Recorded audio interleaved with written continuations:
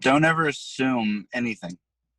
Failure sucks. It's not fun, but failure is always better than assuming you can't and then wondering the rest of your life if you could have.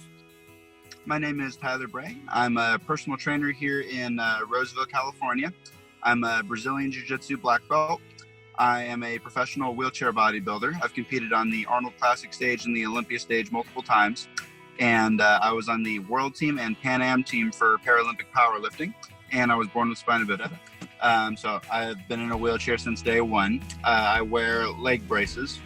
And I have most of, from the waist up, I pretty much have full function.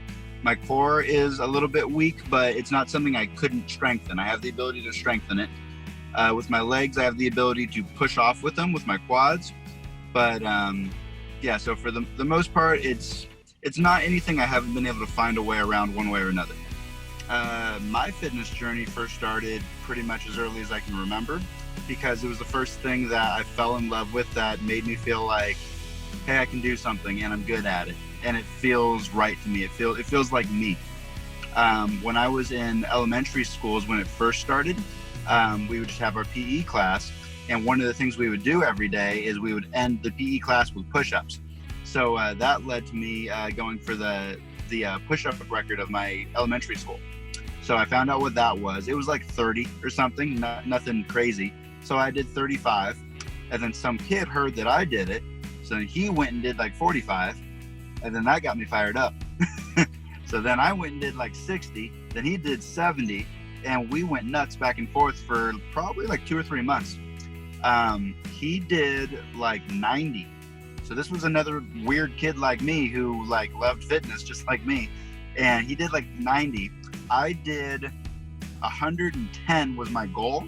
Once I did the 110th rep, I thought like, I got to end this. So I just did as many as I could until I fell over. So I did 120. And then I finally just fell over and I couldn't do one more if there was a gun to my head. So after that, I went back to the kid the next day and I said, hey, are you going to break it? And he said, no, I'm not going to try to break it. So in my head, I won, you know? And when I first got into fitness, I realized that there's no limits for me through fitness, even with the disability. Okay, genetics separate us. Some people are more genetically advantaged, and yes, those are the LeBron Jameses of the world and all that stuff. But through work ethic, you can catch up to people. You know, even if you're not the most genetically blessed, you can catch up to people. If you're like me and you have a disability, I mean, you've got to sit down and think about, what do I have? Now maximize it, you know? Fitness is way more of a even playing field than you would first think, but you got to sit down and think about it. When I walked into the wrestling room or the jiu-jitsu room for the first time, that was the first sport I fell in love with, was those two. And, you know, no one believed in me when I first walked into the room, but I sat down and I thought about it. And like, okay, how can I get leverage over my opponent? What can I do with my upper body? How can I position myself and find the leverage that I need to win the match? And eventually I figured that out.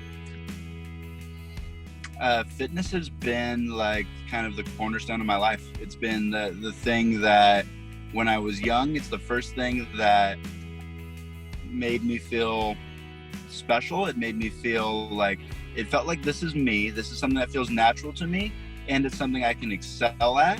And even from an early age, I could see how my disability can't stop me, or my disability won't stop me through fitness, because I can develop the heck out of what I have.